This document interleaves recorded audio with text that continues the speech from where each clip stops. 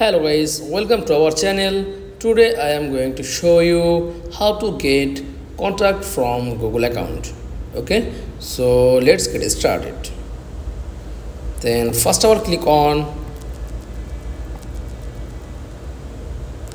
settings. Okay, then search on mail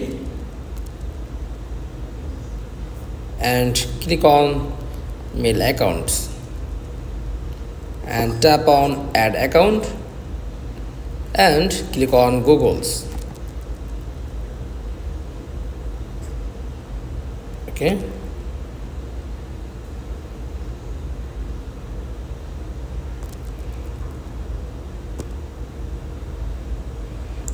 then password and verify.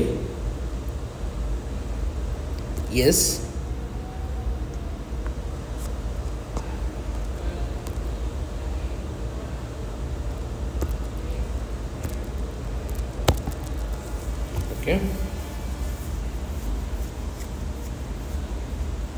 just do it and continue,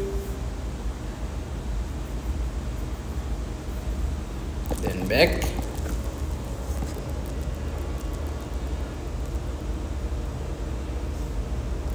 then add your contact from Google account. That's all.